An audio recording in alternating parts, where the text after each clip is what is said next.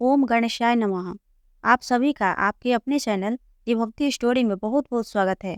भगवान श्री गणेश की कृपा से आप सबकी सभी मनोकामनाएं पूर्ण हो।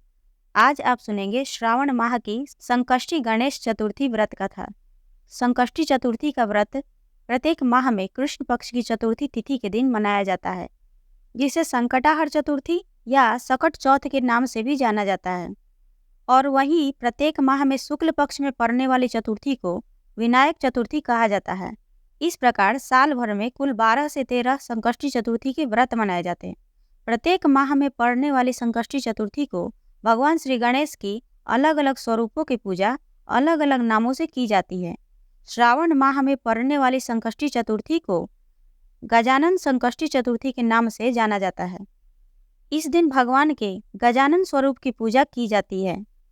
श्रावण माह की संकष्टी चतुर्थी सभी संकष्टी चतुर्थियों में विशेष महत्व रखती है।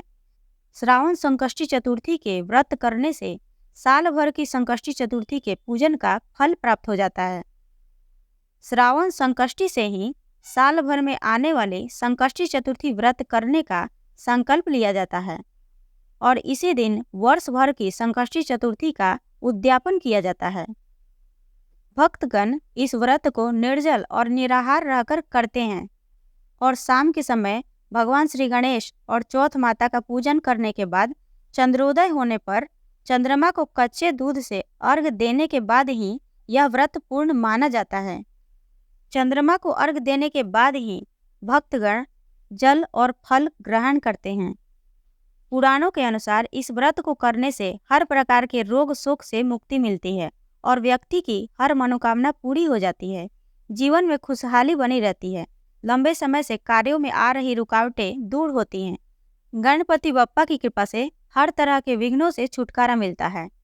अगर महिलाएं इस व्रत को करें तो उन्हें उत्तम संतान तथा सुख सौभाग्य की प्राप्ति होती है। इस व्रत को करने से श्राप से भी मुक्ति मिलती है। इस दिन भगवान गणेश के साथ साथ पूरे शिव परिवार की पूजा की जाती है। साथ ही चौथ माता और चंद्र देवता का पूजन भी किया जाता है। इस साल 2024 में श्रावण मास के कृष्ण पक्ष की चतुर्थी तिथि 24 जुलाई को सुबह 7:30 पर शुरू होगी और वहीं चतुर्थी तिथि का समापन अगले दिन 25 जुलाई को सुबह 4:19 पर होगा। चतुर्थी तिथि चंद्रोदय व्यापनी होती है, इसलिए चंद्रोदय के अनुसार 24 जुलाई को गजानन संकष्टी चतुर्थी का व्रत रखा जाएगा। तो आइए भगवान श्री गणेश का मन में ध्यान करते हुए श्रावण मास की गणेश संकष्टी चतुर्थी व्रत कथा का श्रवण करते हैं। प्रेम से बोलिए विघ्नहर्ता श्री गणेश की जय। श्रावण मास गणेश चतुर्थी व्रत कथा। एक बार ऋषियों ने कार्तिकेय भगवान से पूछा कि हे स्कंद कुमार, दरिद्रता, शोक, कुष्ठ आदि से विकलांग, शत्रुओं से संतप्त, राज्य से निष्कासित राजा, सदैव दुखी रहने वाले, धनहीन, समस्त उपद्रवों से पीड़ित, विद्याहीन, संतानहीन, घर से निकाले हुए लोगों, रोगियों एवं अपने कल्याण की कामना करने वाले लोगों को क्या उपाय करना चाहिए जिससे उनका कल्याण हो और उनके इन कष्टों का निवारण हो। यदि आप कोई उपाय जानते हो तो उसे बतलाइए। स्वामी कार्तिकेय जी ने कहा कि हे ऋषियों, आपने जो प्रश्न किया है वह उत्तम है। उसके निवारणार्थ मैं आप लोगों को एक शुभदायक फल बतलाता हूँ, उसे सुनिए। इस व्रत के करने से पृथ्वी के समस्त प्राणी सभी संकटों से मुक्त हो जाते हैं। यह व्रत राज महापुण्यकारी एवं मानवों को सभी कार्यों में सफलता प्रदान करने वाला है। विशेषकर यदि इस व्रत को महिलाएं करें तो उन्हें उत्तम संतान एवं सौभाग्य की प्राप्ति होती है। द्वापर युग में धर्मराज युधिष्ठिर ने श्रावण संकष्टी का व्रत किया था। राज्य छीन जाने के बाद जब धर्मराज अपने भाइयों के साथ वन में चले गए, वनवास काल में भगवान श्री कृष्ण उनसे मिलने गए, तब युधिष्ठिर ने भगवान श्री कृष्ण से पूछा कि हे केशव, हम बहुत कष्ट भोग रहे हैं। हे गदाधर, आप तो सब जानते हैं, कोई ऐसा उपाय बतलाइए जिसको करने से हमारे कष्टों का निवारण हो सके और फिर हम लोगों को आगे इस प्रकार का कष्ट न भुगतना पड़े, ऐसा कोई उपाय बतलाइए। स्कंद कुमार जी कहते हैं, जब धैर्यवान युधिष्ठिर विनम्र भाव से हाथ जोड़कर बार बार अपने कष्टों के निवारण का उपाय पूछने लगे, तो भगवान श्री कृष्ण ने कहा कि हे राजन, संपूर्ण कामनाओं को पूर्ण करने वाला एक बहुत बड़ा गुप्त व्रत है। हे युधिष्ठिर, इस व्रत के संबंध में मैंने आज तक किसी को नहीं बतलाया। हे राजन, प्राचीन काल में सतयुग की बात है कि पर्वतराज हिमालय की सुंदर कन्या पार्वती जी ने शंकर भगवान को पति रूप में प्राप्त करने के लिए गहन वन में जाकर कठोर तपस्या की, परंतु भगवान शिव प्रसन्न होकर प्रकट नहीं हुए। तब शैल कन्या पार्वती जी ने अनादिकाल से विद्यमान गणेश जी का स्मरण किया। माँ पार्वती की याद करते ही गणेश भगवान उसी क्षण प्रकट हो गए। गणेश जी को उसी क्षण प्रकट देखकर पार्वती जी ने पूछा कि मैंने कठोर, दुर्लभ एवं दिल दहलाने वाली तपस्या की, किंतु अपने प्रिय भगवान शिव को प्राप्त न कर सकी। अब आप वह कष्ट विनाशक दिव्य व्रत जिसे नारद जी ने कहा है और जो आपका ही व्रत है, उस प्राचीन व्रत के बारे में आप मुझसे कहिए। पार्वती जी की बात सुनकर तत्कालीन रिद्धि सिद्धि के दाता गणेश जी उस कष्टनाशक शुभदायक व्रत का प्रेम से वर्णन करने लगे। गणेश जी ने कहा, हे देवी, अत्यंत पुण्यकारी एवं समस्त कष्टों का नाश करने वाली इस पावन व्रत को कीजिए। इसके करने से आपकी सभी इच्छाएं पूर्ण होगी और मृत्यु लोक में जो व्यक्ति इस व्रत को करेंगे उन्हें भी सफलता अवश्य मिलेगी। श्रावण मास के कृष्ण चतुर्थी के दिन मन में संकल्प करें कि जब तक चंद्रोदय नहीं होगा मैं निराहार रहूंगी। मैं पहले गणेश भगवान का पूजन करके चंद्रमा को अर्घ दूंगी, उसके बाद ही भोजन ग्रहण करूंगी। ऐसा मन में निश्चय करने के बाद नहाने के पानी में सफेद तिल मिलाकर स्नान करें। उसके बाद गणेश भगवान का पूजन करें। यदि सामर्थ्य हो तो प्रति माह स्वर्ण की मूर्ति का पूजन करें। यदि ऐसा करना संभव ना हो तो अभाव में चांदी, अष्टधातु अथवा मिट्टी की मूर्ति की ही पूजा करें। अपनी शक्ति के अनुसार सोने, चांदी, तांबे अथवा मिट्टी के कलश में जल भरकर उस पर गणेश भगवान की प्रतिमा स्थापित करें। मूर्ति कलश पर वस्त्राच्छादन करके अष्टदल कमल की आकृति बनावें और उसी पर मूर्ति की स्थापना करें। उसके पश्चात षोडशोपचार विधि से भक्तिपूर्वक पूजन करें। भगवान गणेश का ध्यान करते हुए कहें, हे लंबोदर, 4 भुजा वाले, 3 नेत्र वाले, लाल रंग वाले, हे नील वर्ण वाले, शोभा के भंडार, प्रसन्न मुख वाले गणेश जी, मैं आपका ध्यान करती हूँ। हे गजानन, मैं आपका आवाहन करती हूँ। हे विघ्नराज, मैं आपको प्रणाम करती हूँ। यह आपके लिए आसन है। हे लंबोदर, यह आपके लिए पाद्य है। हे शंकर सुवन, यह आपके लिए अर्घ है। हे उमापुत्र, यह आपके स्नानार्थ जल है। हे वक्रतुंड, यह आपके लिए आचमनीय जल है। हे शूर्पकर्ण, यह आपके लिए वस्त्र है। हे सुशोभित, यह आपके लिए यज्ञोपवीत है।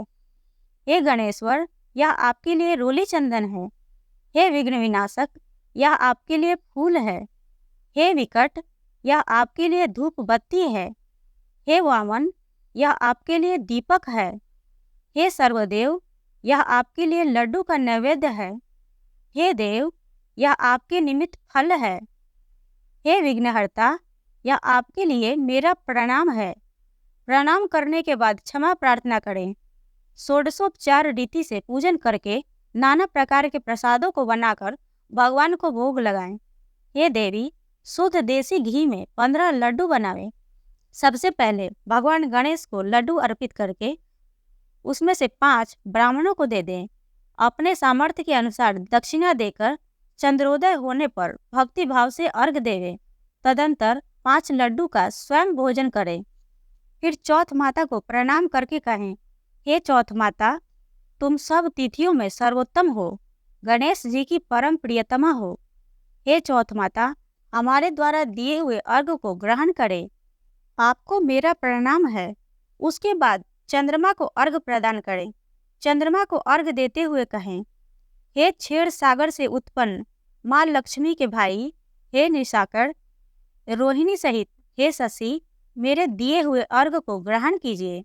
फिर गणेश भगवान को प्रणाम करते हुए कहें, हे लंबोदर, आप संपूर्ण इच्छाओं को पूर्ण करने वाले हैं, आपको प्रणाम है। हे समस्त विघ्नों के नाशक, आप मेरी अभिलाषाओं को पूर्ण करें।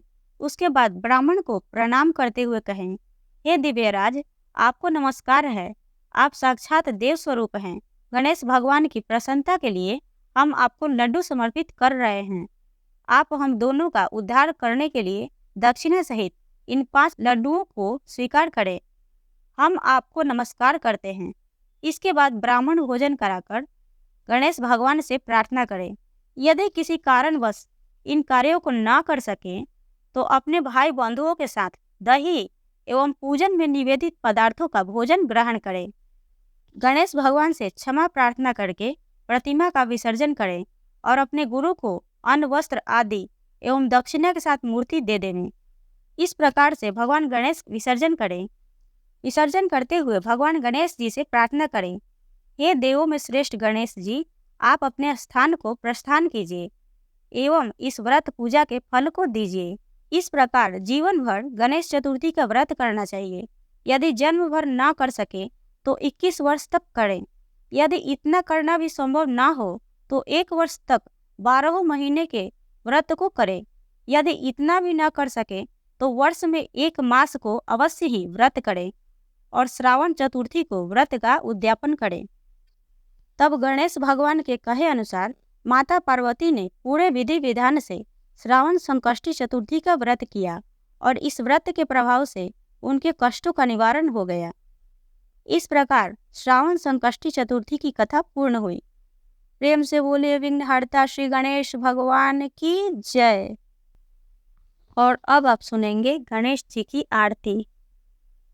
जय गणेश जय गणेश जय गणेश देवा, माता जकी पार्वती पिता महादेवा। जय गणेश जय गणेश जय गणेश देवा, माता जकी पार्वती पिता महादेवा। एक दंत दयावंत चार भुजाधारी, एक दंत दयावंत चार भुजाधारी।